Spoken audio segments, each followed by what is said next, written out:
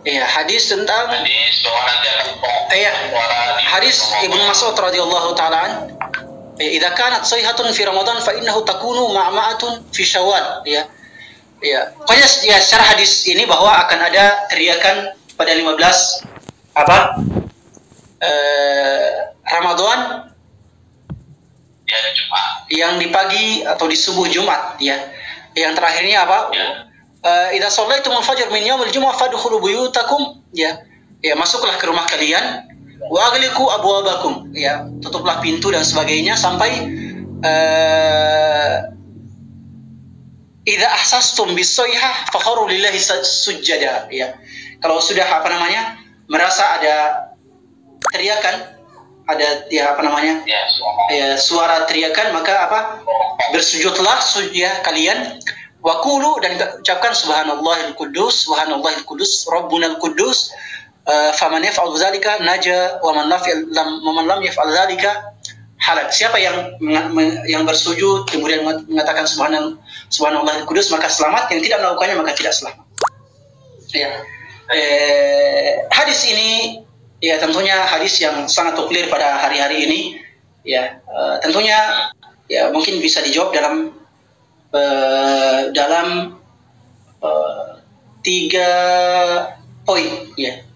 Ya, pertama dari segi sanadnya, yang kedua dari segi matanya, yang ketiga dari reaksi para ulama ya, atau amalan para ulama terkait hadis ini pada zaman kontemporer. Nah, yang pertama adalah hadis ini, hadis Ibnu Mas'ud. Ya, hadis ini diriwayatkan dengan beberapa jalur dari para sahabat. Ada yang dari Mas'ud, ada yang dari Ibnu Mas'ud, ada yang dari Abu Hurairah, ada yang dari Al-Fairuz Ad-Dailami. Ya, semuanya tentunya hadis yang sangat dhaif. Setiap sanadnya ada 4 cacat. Dalam satu sanad ada 4 cacat.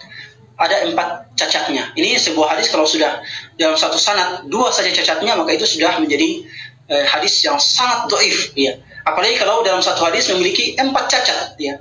Ya, setiap sanad rawi hadis itu punya cacat. Itu sudah menjadi hadis yang bahkan ya bisa dihukumi maudhu atau mungkar ya. Ya, hadis Ibnu Mas'ud radhiyallahu taala, riwayat Nuaim Ibnu Muhammad ya, dari Abu Umar, dari Ibnu Lahiyah, dari Abdul Wahab Ibnu Husain, dari Muhammad Ibnu Sabit Al-Bunani, dari ayahnya Sabit bin Aslam Al-Bunani, dari Al-Harith Al-Hamdani, dari Ibnu Mas'ud. Hadis ini adalah hadis yang memiliki sekitar 4 cacat. Yang pertama adalah Nuaim Ibnu Muhammad, dhaif ya. Kemudian di sana ada namanya Ibnu Lahiyah, dhaif. Kemudian di sana ada Abdul Wahab Ibnu Husain. Ya, Abdul Wahab Ibnu Husain majhul, munkarul hadis. Kemudian di sanad ini ada Muhammad Ibnu Sabit Ibnu Aslam Al-Bunani Al-Misri, juga dhaif. Jadi ada 4 orang yang dhaif ya. Itu kalau 4 hadis yang dhaif, apa yang bisa diharapkan? Sudah bisa dihukumi sebagai hadis dhaif jiddan, bahkan hampir maudhu ya, semi maudhu atau semi palsu ya. Itu ya hadis Ibnu Mas'ud. Kemudian juga ya hadis-hadis yang lain, hadis Abu Hurairah dalam Mustadrak Al-Hakim juga demikian ya, ada beberapa sanadnya. Misalnya dalam Mustadrak Al-Hakim dari jalur Maslamah Ibnu Ali, dari Qatadah, dari Sa'id Ibnu Musayyib, dari Abu Hurairah dengan lafaz yang hampir sama. Ini juga Maslamah Ibnu Ali itu seorang sakit ya, atau dalam hadisnya seorang yang sariqul hadis. Sariqul hadis itu pencuri hadis yang dihukumi sebagai kadzab. Ya, gambar ya. Oke. Iya, jelas ya. Ini dari riwayat Abu Hurairah. Ya, Abu Hurairah tadi dalam Mustadrak Al-Hakim, dari Maslamah Ibnu Ali, dari Qatadah, dari Sa'id Ibnu Musayyib, dari Abu Hurairah. Ini Al-Hakim sendiri mendhaifkan hadis ini dalam Mustadraknya.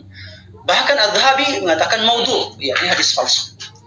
Kemudian juga Abu Hurairah dalam kitab Al-Fitan Nuaim Ibnu Muhammad ya. Ya, dari jalur kalau nggak salah dari jalur Syekh minal Kufiyin ya, dari jalur Syekh minal Kufiyin, dari Laits Ibn Abi Sulaim, dari Syar Ibn Hausyab, dari Abu Hurairah. Dan juga hadis yang luar biasa dhaifnya. Syekh min al-Kufiyin ini majhul. Kemudian Laits ibn Abi Sulaim juga dhaif. Kemudian Syahr ibn Haushab juga kedhaifannya dalam riwayat hadis. Ini 3. Ya. Kemudian juga hadis Al-Fairuz Ad-Dailami dalam Mujam At-Tabarani, ya. Juga demikian dari riwayat Abdul Wahhab, Ibnu Dhahhak, dari Ismail bin Ayyash, dari Al-Auza'i, dari Abdah dari Abdah ibnu Abi Lubabah, dari Al-Fairuz Ad-Dailami. Ini juga punya dhaif 4 atau 3. Ya. Ya, pertama adalah Abdul Wahhab, Ibnu Dhahhak munkarul hadis, ya, dhaif jiddan. Kemudian Ismail bin Ayyash dhaif, ya. Kemudian Abdah ibnu Abi Lubabah belum munqati, ya, tidak bertemu dengan Al-Fairuz Ad-Dailami. Al-Fairuz Ad-Dailami juga diperselisihkan apakah dia seorang tabi'in ataukah seorang sahabat Rasulullah SAW. Ini dari segi sanad. Kemudian dari segi matan, ya, bahwa pas pertengahan Ramadan kena hari Jumat akan ada suara. Ya, dari segi matan seperti ini, ya, tentunya sudah 1400 tahun. Bulan puasa, ya, pertengahan Ramadan itu dari 1400 tahun pasti seringkali terjadi bahwa pertengahan puasa tepat dengan hari Jumat. Ya. Tapi pada saat itu juga, ya, tidak ada suara-suara seperti itu di pertengahan Ramadan yang tepat pada hari Jumat. Bahkan Syekh Ismail Muhammad ibn Ismail Al-Muqaddam dalam salah satu bukunya Fiqh Asyratis Sa'ah mengatakan bahwa pada tahun 1422 Hijriah sekitar 19 tahun yang lalu, ya. Itu mengatakan bahwa pada 1422 itu orang-orang sudah heboh karena pada saat itu, kata beliau, pertengahan Ramadan tepat pada hari Jumat, tepat pada hari Jumat. Orang-orang sudah heboh akan ada terjadi beginis, suara dentuman, teriakan dan sebagainya. Tapi ternyata ketika tepat pada hari hanya tidak terjadi apa-apa. Padahal dunia Arab pada saat itu juga sudah lagi heboh-hebohnya. Ya. Ini dari segi matan bahwa tidak benar. Kemudian dari segi amalan para ulama besar kita pada zaman ini. Kalau kita melihat ulama besar yang tergabung dalam Rabita al-Alam al-Islam, ulama besar dunia yang tergabung dari berbagai macam negara. Kita melihat Hayya Kibar ulama di Arab Saudi, ulama besar Arab Saudi. Ulama yang di Dar al-Ifta Mesir, ulama besar Mesir, ulama besar Azhar. Ulama besar yang tergabung dalam Dar al-Ifta al-Lubnani di Lubnan. Ini ulama-ulama besar dunia. Yang tergabung dengan ulama-ulama ikatan ulama-ulama dunia Maghrib, Maroko, Tunisia, Mauritania. Ya, itu semuanya sama sekali tidak menggaungkan hal-hal yang seperti ini. Tidak menggaungkan bahwa Ramadan kali ini tepat pada Jumat pagi akan ada dentuman suara teriakan yang sangat keras. Wahai manusia, silahkan mengamalkan hadis ini pada hari Jumat itu, jangan keluar kemudian, ya, menunggu kalau terdengar dentuman silahkan bersujud dan kemudian mengucapkan Subhanallahil Qudus. Mereka sama sekali tidak mengarahkan hal-hal yang seperti ini pada saat ini. Kenapa? Ya, padahal, ya, hal ini lebih besar dari sekedar corona, ya, jamaah sekalian. Ini karena ini terkait dengan manusia secara umum. Ya. Semua akan mati kecuali yang melakukan. Ini terikat dengan bahaya manusia secara, bukan hanya corona. Ini lebih berat, lebih berbahaya, ya, lebih pandemi bahkan daripada corona. Ya, kalau kita katakan. Ya. Tetapi para ulama sama sekali cuma santai, tidak, ya, ulama Rabbani, para ulama kibar, ya, sama sekali tidak menggaungkan hal-hal yang seperti ini. Apakah mereka bodoh? Apakah mereka jahil? Atau apakah mereka bermasa bodoh? Tidak. Ya. Ya, mereka tahu bahwa hal yang seperti ini adalah bukanlah hal benar, bukanlah hal yang benar. Para ulama Rabbani, para ulama besar dari seluruh negara, bahkan MUI kita di Indonesia sama sekali tidak menyinggung hal-hal yang seperti ini.